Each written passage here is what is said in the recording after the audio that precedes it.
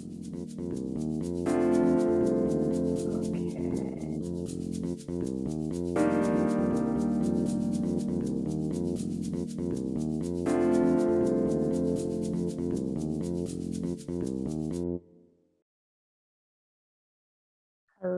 everyone.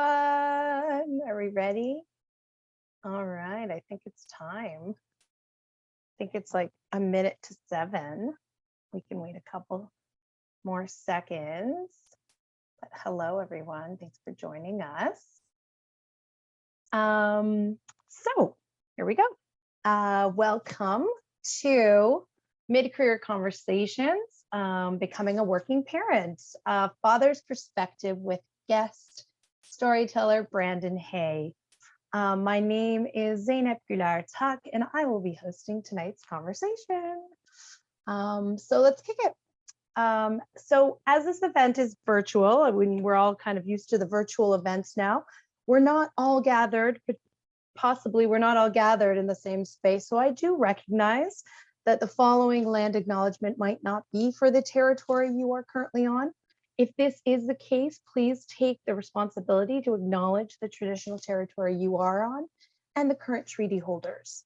And there's a website, a fantastic website where you can check that out, native-land.ca. We'll put that in the chat, so you can use that as a good resource. So as a member of the York University community, I recognize many Indigenous nations have longstanding relationships with the territories upon which York University campuses are located that precede the establishment of York University. York University acknowledges its presence on the traditional territory of many Indigenous nations. The area known as Takaranto has been caretaken by the Anishinaabe Nation, the Haudenosaunee Confederacy, and the Huron-Wendat. It is now home to many First Nation, Inuit, and Métis communities. We acknowledge the current treaty holders, the Mississaugas of the Credit First Nation. This territory is subject of the Dish with One Spoon Wampum Belt Covenant, an agreement to peaceably share and care for the Great Lakes region. Now, mid-career conversations have been created with alumni like you and myself in mind. Alumni who have had several years of experience in our respective fields, and we're now considering or have already transitioned into different areas and careers. So you'll notice in this series, we say storyteller instead of speaker. And I actually really acknowledge and I really like that, because our series is really about coming together as a York community and as fellow York alumni to share our personal experiences, our personal stories, and really guided by an alumni storyteller who will share theirs. This is not necessarily those how-to step-by-step guides. It's really someone's real life personal account and their journey, and maybe peppered with a few tips, suggestions, and considerations along the way. But it definitely is more of an inspiration and a journey that we all kind of can relate to in different aspects, I'm sure. I'll tell you a little bit about myself. I'm also a fellow York alum, BA 2002, which is about a million years ago. And I'm proud to be volunteering my time and giving back as tonight's host. For the past 20 years and more than that now, I've made storytelling the focus of my career. I've worked across PR, travel, tech, and the media sectors. And during that time, I have been able to work with amazing people to produce commercial productions, create engaging newsworthy editorials for global audiences with collaborators like Microsoft News, Time Out, Lonely Planet, NBC, Business Insider. I'm very proud now to be transitioning into the social impact and social innovation space, where I get to create content that actually reaches out to people and makes an impact and makes our world a better place. Hopefully, I've had the opportunity and the privilege to raise over $1 million in funds and awareness for girls in STEM, climate action, COVID-19 relief, and racial justice. And I'm also a working parent of a almost 10-year-old kiddo. So this series and this specific event is very close to my heart as well. So I have some exciting news to share, and then I'm going to get on to some housekeeping for the evening. There's an exciting university update. Recently, York launched its plan to reimagine the Kiel campus, and it's titled "Living Well Together: Kiel Campus Vision and Strategy." So this foundational document sets a clear path forward for reimagining more than about 190 acres on Kiel campus. And the plan underscores immense value that can be achieved when the university is well integrated, creating a vibrant, safe, and highly functional community-centered campus that benefits students, faculty, staff, our neighbors, and our many partners. So to learn more about that, we're gonna throw another link into the chat, yfile.news.yorku.ca. And now on to some housekeeping. You are welcome to have your video on because it is so nice that we get to see each other and for the storyteller to really be able to see the audience.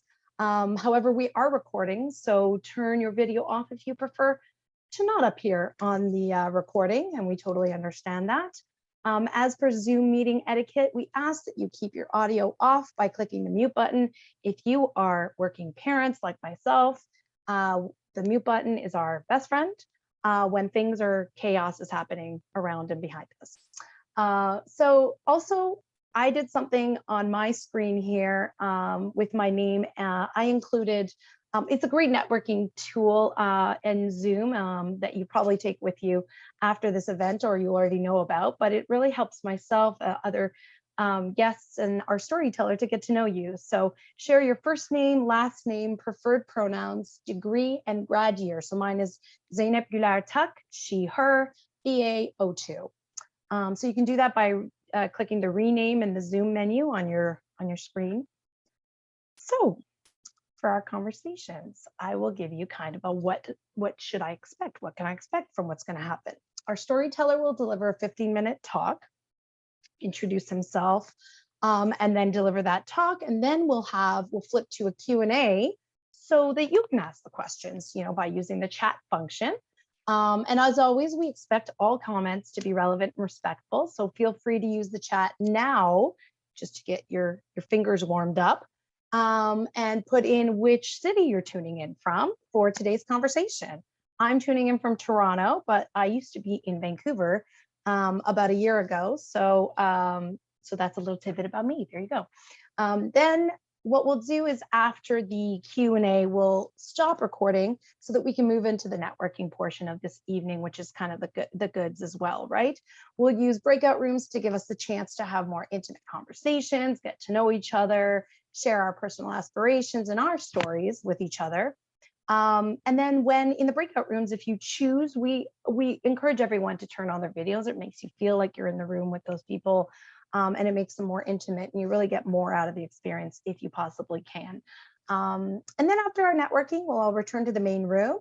Yeah, so without further ado, I would like to welcome our storyteller for tonight's conversation, Brandon Hay, MES 16. We appreciate Brandon. Thank you. We appreciate you for coming and for taking the time to join us to share your story and your perspectives about becoming a working parent. So welcome, Brandon. Take it away. Thank you, Zainab. Good evening, folks. My name is Brandon Hay. I'm just gonna share my screen.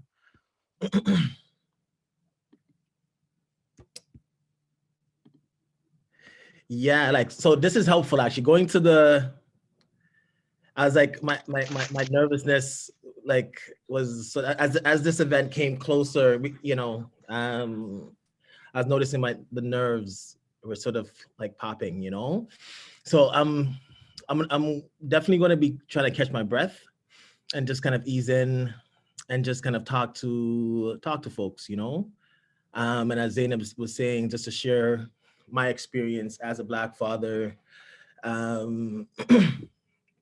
that was navigating school. And in some ways, I'm still doing the same thing right now.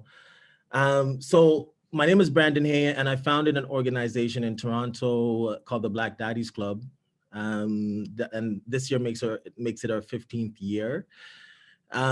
Before I went to York, we did so you see two images here. On the left, you'll see the Gathering of Voices research project, which you can find on our website, the Black Daddies Club. And it was a research project that we did with York University. And so York University, OISE, and the City of Toronto. And this was the first research project that looked at Black fathers and the stories of Black fathers in Toronto. And the image that we have on the right is this flag, a Black family's flag football tournament that we had a few years ago. And this was in support to doing some work around like Black families being active and really looking at diabetes in Black men, and looking at some activities in terms of, engaging. I say this because I bring these two things in, especially the research project, because that was sort of the start. This is where I connected with Dr. Carl James and Dr. Lance McCready, who's from OISE, but Dr. Carl James is from York. And they were the two leads for this research project. And I told, like, during this research project and the whole research, because, I've heard about research and I read, research, but, I had to almost be like convinced to do research. I didn't know the importance of it. And during the process, I realized that there was a way to do this work in academia in a way that was community focused. And Dr. Carl James has said, hey, I was saying that I was interested in going back to school. And it's like, you should look into the Masters of Environmental Studies program. And I think that's sort of the start of it. That was a long-winded intro. My apologies. So the agenda is just going to talk a little bit about my journey to fatherhood, the Black Daddies Club, the importance of engaging Black fathers and Black boys, my experience at York, and then also the importance of bringing the classroom into the community, especially when we're talking about engaging Black men and Black boys in Toronto. And then finally talking about, the intersection of fatherhood, work, co-parenting, school, and Gestalt therapy. So just in starting my journey, I was born in Jamaica. I migrated here to Canada with my mom when I was 10. So I was raised predominantly by my mother, who phenomenal woman. Over that time, I met my ex-wife, and we co-created three beautiful boys, Tristan, Julian, and Elijah. And I got into this work because my father was murdered by an 11-year-old boy who 2 weeks was murdered by the same people who hired him to kill my father. And in that process, and this happened in Jamaica, and in that process, realizing that there's a normalization of crisis within Black communities globally. And up until that point, I was sort of living in this sort of bubble. I'd go to work, whatever my work was, go home, watch the news and see this in different ways, but then turn the TV off and it was, but when it hit home or it happened to my family or my dad, I was looking for this outcry, but there wasn't any. And I asked myself the question, how was I sort of living my life? And after years, so when my father got murdered, my second son was born. And I realized I was maybe 22, 24, around that range. And I realized that I was still trying to understand manhood, and I was still trying to understand fatherhood. And I didn't have my pops kind of go back to and like speak to and ask questions. So I created the Black Daddies Club because I realized the relationship with my dad was that I think he would have benefited from having a group such as the Black Daddies Club that was sort of around accountability. And I realized that I didn't want to be like my father. I know he did the best that he did, that with the information that he had, but I wanted to do things differently, and I wanted to break the cycle with myself and my boys. So that was sort of the impetus of creating the Black Daddies Club in 2007. And there's like 3 mandates around the Black Daddies Club. One is to create space for Black men for us to talk about our challenges, as well as our victories and strategies of how to sort of do like engage and be well as men. The second is to work with the media and to create our own media that shows Black men and Black fathers in a different light, a more positive light. And then third is around community-based education. So over the time of BDC, noticed that like I was trying to fit in this traditional nonprofit model, and I was recognizing that it wasn't really fitting. It wasn't jiving, especially with the demographic who I wanted to reach was Black men like that looked like me. And I wanted to go back to school to just learn more how to do this work. But I'm also coming into this work from a very emotional place, right? That the death of my father is the motivation of why I do this work. You know what I'm saying? So sometimes when I was in community spaces or like meetings, I would get really emotional, you know, and I felt like I wasn't taken up seriously. I felt like, okay, this guy's just some emotional dude, not really being taken serious. And I was like trying, and again, you know, try to go the nonprofit role, trying to get, road and trying to you know, put a board together. But it was just so much work to do these things as like someone who's volunteering, and then also do community work and community engagement. So we realized that that wasn't really fitting. But I started to hear about this thing around social enterprise, and I was like, yo, like that's like a kind of cool idea, like to do social work, but like generate income.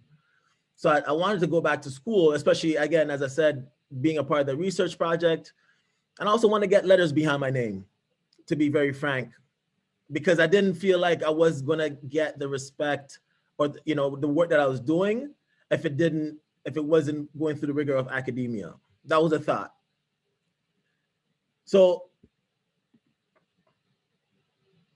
I came into York, super nervous, didn't know what to expect. And I got into the MES program at York, the Masters of Environmental Studies. And I heard about an opportunity to do a mixed program in the MES program where you could do business at Schulich or law at Osgood, or planning. And I chose to go the business route because I was interested, you know, I heard Schulich had some classes and some stuff around social enterprise. So I was like, cool. But what I wasn't expecting was in a lot of the classes that I went to, both in MES or at Schulich, I was, you know, for the most part, a lot of those classes, I was the only Black man in my class. So I didn't know how much to like take up space. And it was contrast to like other people in my class. Like there was classrooms where other folks, sometimes white women, crying, stopping the class, or like just guilt because of, you know, the stuff that was coming out in the classroom or being checked by a classmate. And recognizing how there's sort of like, there's folks, my experience was that folks had, you know, the privilege to take up space with tears, and I didn't know when to speak or how much of myself to give because I didn't trust the space. I didn't see anyone like myself. So I knew that like my experience that I was going to share, it would be different than almost anyone in the classroom. So I was always weighing that out. And I remember there was this one class, this feminist perspective class, Professor Jin Harathathorn, dope professor. I think that class was like changed, like was like pivotal. I know like it definitely changed how I looked at things. But I remember each week for this classroom, you had to do, you had, as a group would have to create like an icebreaker. And I remember a group of white students did this icebreaker before the class, which was, say your last name, where it came from, and something that's whatever. That's something that's interesting about your last name. And as it was going around this room, I was like, people were saying their names. And I was sort of in my head, I was like, what am I going to say? What am I going to say? I wasn't really checking with my body. And as it came closer to me, I got super anxious, super anxious, because I started to realize like, yo, I mean, my last name is Hay, but this is like a given name to me. And I didn't know the origins of my last name. And that was a part of the question. Because of like, again, because of slavery and all these other pieces. And when it came to myself, I remember I said my last name is Hay, and my aunt gave me the name and just passed it to the next person, like just to get it over with. And I felt a wave of tears start to come, and I dashed out the class. I ran out the class, and I went to the male washroom, and I went to looked in the stall, found an empty stall, and I just started to bawl, start to cry. And this was like years. It's been at that point. It was years before that, before I've like shed tears. But it was dope to like shed that tear, to get that release. But I also realized that how triggering that experience was, and the fact that because there wasn't enough Black folks in that room to say, yo, this icebreaker is fucked up, like it's on a bunch of different levels. And the other thing that was for me that I took away was like the fact that I how other like weeks prior folks would like shut the class down and just start to bawl, and the fact that I had to, like, I didn't feel like I had the space to do that. I didn't feel safe enough to do that. And I had to, the space that I could occupy was a pissy stall in the bathroom. And, I washed my face, and I got out of the classroom, I got out of the washroom rather, and there was a sister named Janisha Wilson, and she was in that class. She's a Black woman, also from Jamaica. And she was like, yo, are you okay? And in that moment, I was so grateful. I was so grateful. She's like, yeah, I noticed that, like, you left the room, it didn't seem okay.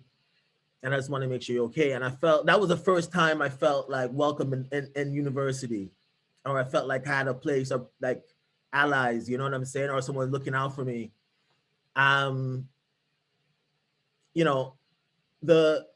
There's a bunch of different microaggressions I felt as a Black man on campus, right? So with York University, as many of you guys know, especially the Kiel location, it's close in proximity to a bunch of different neighborhood improvement areas.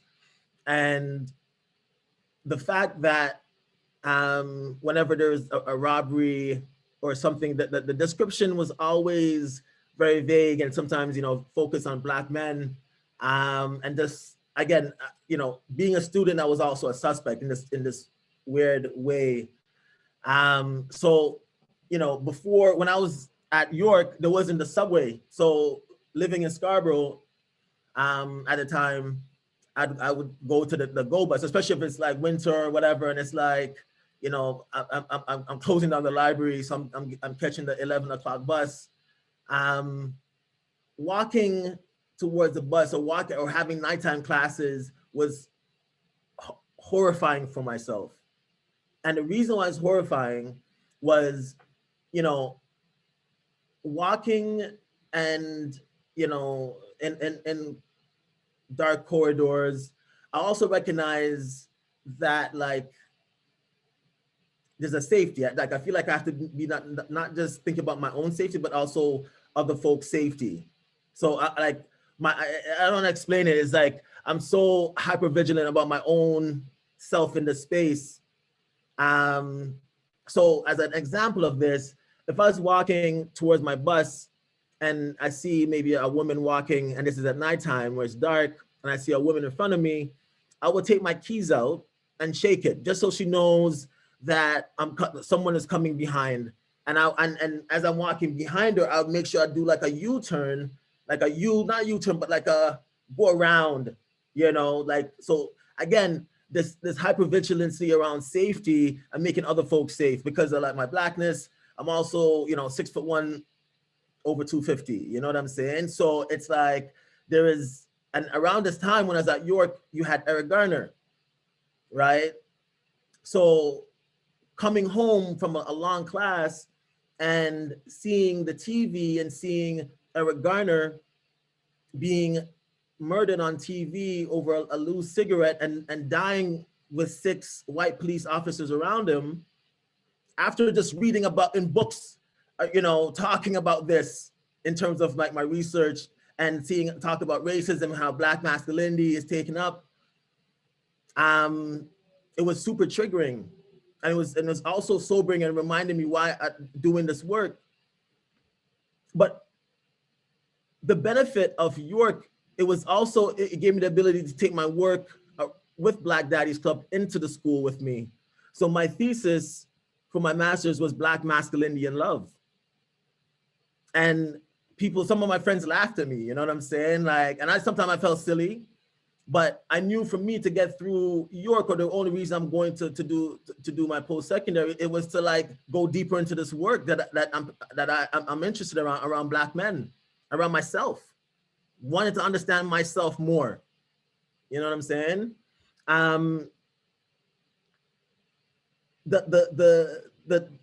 The big piece around the co-parenting piece was, you know, having conversation with my children mom around like, you know, I'm home in some cases, especially on exams or whatever. In some cases I'm home, but I'm not home.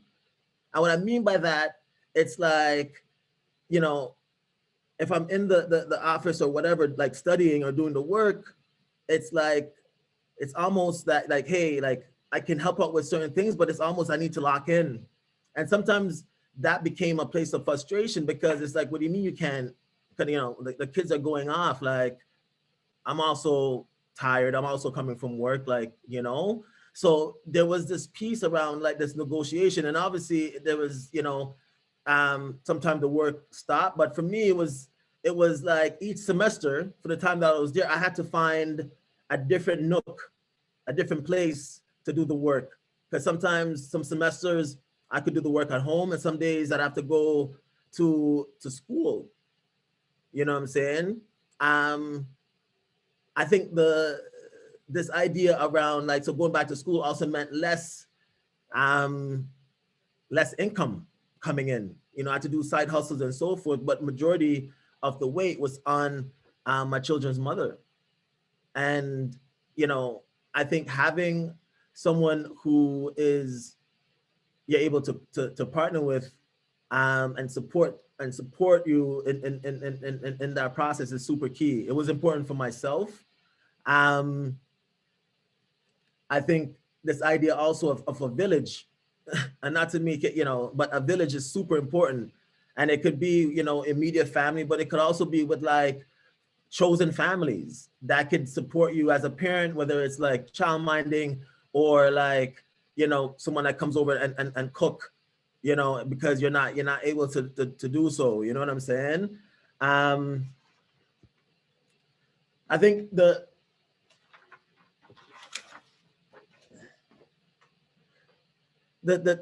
3 images in the background. And I think the other piece that my experience at York was around the relationships. So the first picture on my left is Andrea Smith. And Andrea Smith, for me, was, you know, her work around decolonization. It made me start to think about, she said something at the same talk where she said, decolonization will need creativity. And for me, it took this idea of like, we need to be innovative to do this work. And for me, the work that I choose to do with Black Daddies Club, there's a necessity to be innovative. On the far right, there's an image around Costa Rica. There's a group of us for the Los Nubes course in Costa Rica. And that course taught me how to teach to learn differently. That was the first time I intentionally hiked anywhere.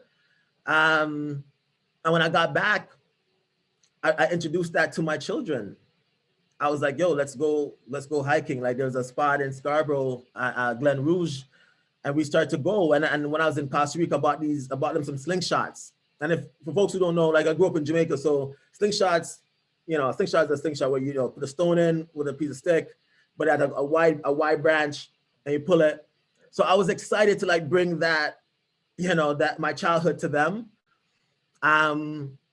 But these folks who, you know, Taylor, who's on the left here, Sabrina's not here, but some of these folks, after this course, I never knew them before the course, but after this course, we stayed in contact. These guys would come on the hikes.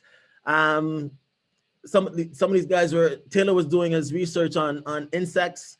So, you know, when we had we started a program from Black Daddies Club called the Summer Hikes, where Black families on Sunday mornings, you know, and allies actually came out and we went hiking as a group. And we had folks like Taylor, for example, would come and like talk to the kids and, you know, look at insects and like give them information. And it's like these networks. And in the middle is like probably one of my favorite photos is with myself and Dr. Cornel West when he came to York.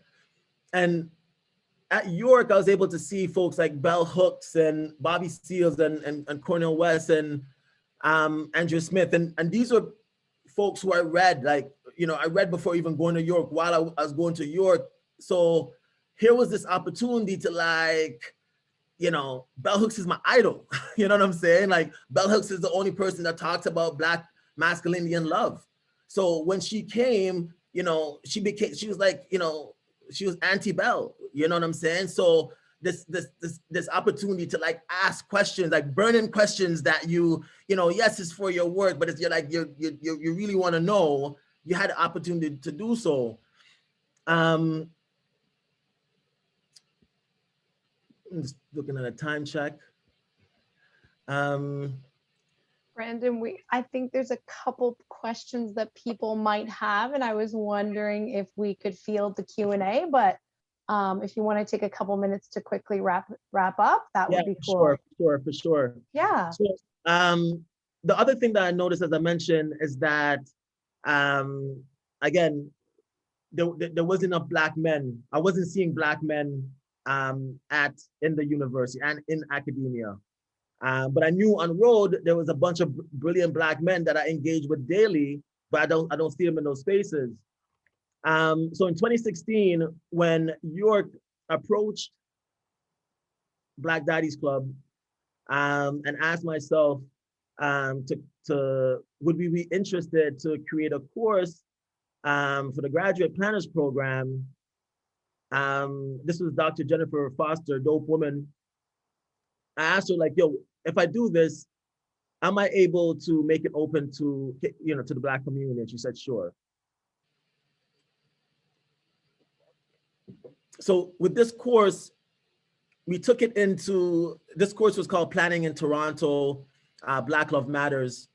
And we looked at planning from a social determinants of health lens. And one of the things I noticed about the planning course was that it was overwhelmingly white. And this idea of engaging with communities, it often felt like extraction, especially from like Black communities. So we wanted to look at planning where we were partnering with activists, Black planners, and we're going into different NIAs in each week. And this session was around what can the Black community learn about resilience from the Black LGBTQ community and the ballroom community. And some great things came out of this. A partnership with Harborfront came out of this. This is the last slide. In terms of where I'm at currently, I'm back in school at the Gestalt Institute of Toronto to become a therapist. I'm in year 3 of a 5-year program. And the idea is that through my work with Black Daddies Club, recognizing that, and especially after I went through a separation and started to look at counseling for the first time, seeing that there wasn't enough Black therapists, especially Black men therapists, in the city of Toronto. But in conversations with Black men in barbershops, hearing that, especially with COVID, that there's a need for Black men and to become therapists.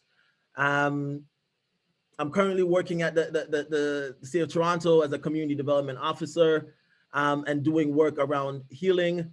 And I think in terms of, for me, why it's important to like do the school and do the balance and so forth is for it's normalizing it for my sons. Right? It's normalizing for my 3 sons that, like, you know, post-secondary is attainable. It is, you know, it is a part of the process. It's not the only process, but it is a part of the process, and it shouldn't be foreign. And let them know that it's a lifelong piece. But knowing that I'm over time, I want to thank folks, and I'm going to stop sharing and go from there. Brandon, thank you. I have a million questions and I'm going to have to take them offline and we'll have to meet for coffee. For all of those questions, that was an incredible journey. I know you had to cut it short and there's so many more things to include in there, but I appreciate you sharing vulnerably and openly with us. If we can, I know people have tons of questions like I do as well. So if anyone wants to kick it off with some questions, I know I have a couple to get us started, but you're welcome to start putting them in the chat right now so we can grab a couple of questions and then we will move into the networking portion of this evening. But once again, Brandon, thank you so much for sharing that journey. Are folks able to turn the cameras on by chance? Yeah, if anyone wants to, if you feel comfortable, this is your chance. Hi, see, it feels like we're kind of in the same room. I like that. All right, yeah, Brandon, I had to have my camera off while you're telling your story, and I felt weird. I wanted to I was nodding my head, and I was like, oh, and I was like reacting, and you didn't see it all, and I was just like, oh my gosh. Okay, so I have a question about COVID and parenting and everything that happened in 2020, George Floyd, racial justice, and everything that we saw and how the world began shifting. You have been doing this work prior to all that. What I would love to hear is, how did COVID, and really from a parenting perspective, but also as a Black man, as a Black father, how did COVID, because you did touch upon how that balance worked with you and your co-parent. And I saw it as well in my world as a woman. Yes, women took on a lot of that invisible work, but I also want you to, if you can give us some perspective on how that was in your world, and maybe give some, speak to people who kind of were struggling. It was a crazy challenge for a lot of us. So I'd love to hear kind of more about those challenges, any tips for navigating the world that we're living in right now, right? Long-winded question, let's hear it. No, the length is not the question. I think for me it's one of those questions is like, to answer the question, I can answer from a place of like what I think we should do, or answer from a place of like, what am I actually doing, and what's that like for That's myself, you know, so like, great. Is if there's a disparity there, right? Sometimes. um, but I think it's a important question. Um, in two ways, I'm sort of going to speak from it. I'm going to speak from it from like personally, but then also speak from it like in terms of what I heard from Black men, and what I'm still hearing from Black men, Black fathers. Um, so for myself, as I mentioned, you know, going through a separation from a 16-year marriage, COVID just brought up stuff, you know. It was the first time where my children mom, she went to work, but I was able to work from home, right? It was virtual. So for other parents who are working from home during COVID, you're like you're like the cook, the janitor, you're also doing your work. But my kids are older, but it's like initially I was getting frustrated at my sons, you know what I'm saying? Because it's like high school and like it's like going to bed at 3 o'clock in the morning and waking up at 12. And I was like, yo, you know, like that can't happen. But it's not till someone said, yo, like your children are doing something that you never had to deal with. I never had to, you know, and that for me put things in perspective. You know what I'm saying? What the big shift for me, I was in my second year at Gestalt, and this was like last year sometime. And over the 4.5 years of the separation, you know, my sons, you know, one is 19, 17, 15. Are, you know, they're growing at different age, and some have different language to express themselves at different points, and some don't have the language, you know. Um, but my middle son, when I was at home, one of my strategies was like, if you're watching a movie or, you know, to break down on the computer time, it would be like, you know, you read a couple chapters, or you watch, if you watch something, write something, right? And my perception was they had, because of COVID and working from home, they're living the good life. So I wanted to create more labor for them. And that worked maybe when they're 12, but at 16, there's like, you know, and I'm going over it in the mornings, and I'm leaving at the you know, when their mom gets home, and go to my mom's place, right? Because I moved back home for a bit. And I think there was this piece of like feeling like shit. Like I'm bouncing over the place, but just even like relearning how to co-parent from outside the home was a huge thing for myself. But I had to be present. I had to face certain things. So before that, I was sort of avoiding. I was, you know, I was going to visit them, and I was seeing them, but I wasn't, not at the same length and the consistency, which was great.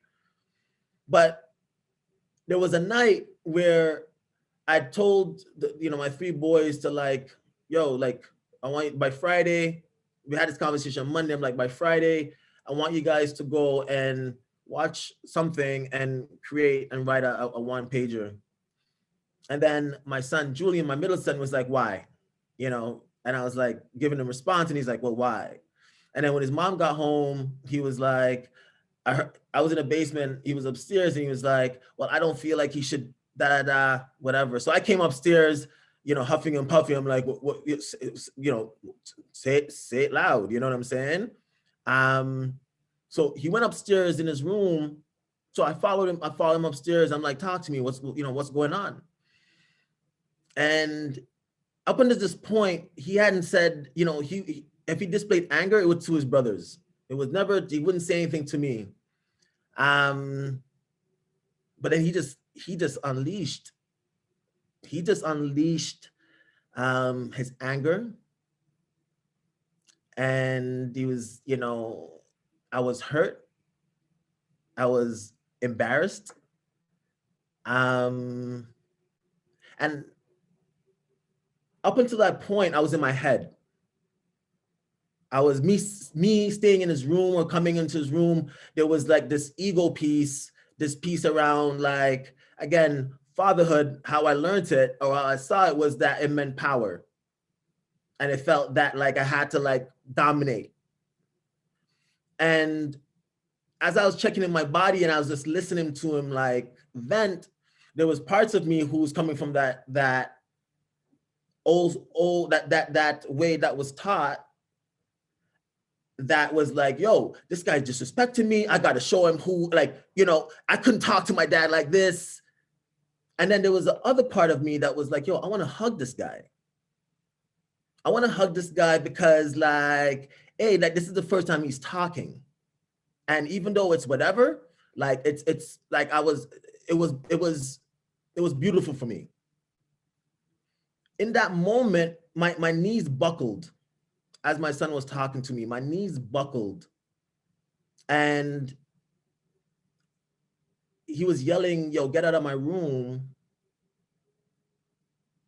And I was trying to breathe and I turned around and I left his room and I went for a walk. And I felt a mix of like, again, shame. And it took a rebuilding. And I also had to remind myself that like their role as children is not to parent me. You know what I'm saying? And this is where therapy comes in handy. And I was so grateful that I was in that course. But those experiences, and that's just one experience I'm naming, but those experiences is what I think helped me get closer to my children, get closer to myself. You know what I'm saying? What I'm hearing from other men is COVID has been, and it's varied, right? It's, for some, it's positive. It's like, you know, I'm working from home. I get to spend more time with my children. I'm looking for different work. You know what I'm saying? But on the flip side, for fathers, I've heard how COVID has been used to weaponize, of being able to use, to see your children or not. Yeah. Or your children being able to engage with other family members or not. And again, navigating co-parenting and doing that again from outside the home. It's like, for me, the things that I navigate is like, how much do I push? Like I want to advocate, but I also want to support. And then there's also, it's almost like this vibe, like, because you moved out, you lost your rights to sort of have say. Yeah. And again, it's like, it's a constant negotiation. It's a constant relearning and unlearning. And it's like, it's this, again, it's compromise. Like we had a roundtable talk, my 3 sons and their mom earlier this week. And again, it was a tough conversation. But it was also, you know, like I was talking to my eldest son and it was like, you know, even though folks, not everyone got their way, everyone got to speak. The voices at the table, right? Yeah, and I think what I also saw, like, for my children was also the mental health piece. Yeah. And I think I know my children, it was impacting them, and I heard, but my own experience with my children being home is like I walk into my youngest son's room and the laptop is up, but he's like lying on the bed facing the other direction. Oh my God, totally. Exact same thing. Oh, you know, what is this? But what is this? Yeah. Again, it's like the teachers are trying to figure things out. That's it. But the students are also trying to figure things out. So it's like, again, it's just, there has to be gentleness. For myself, and that was my thought process anyways, and is my process. I appreciate that. Your role modeling, I think, is the most powerful takeaway I'm getting from this, just because without that role modeling and without those tips and tricks that you just gave without even realizing, a lot of us don't let that anger and let that wall stay up there, right? So that kindness and that grace that you have already shown is definitely, you've role modeled it to me. So I appreciate that. For the purpose of time, I want us to do some networking, and Brandon, I feel like you're going to get a bunch of other questions when we go into the networking portion. So we're going to take about 10 minutes for our networking portion. We're going to kick you all off into breakout rooms. Brandon will be showing up, surprise, and you can ask him more of the questions. I know you have lots of amazing questions to ask him and just get to know him a little bit better, because I think we are all very amazed and inspired by his journey and his story. So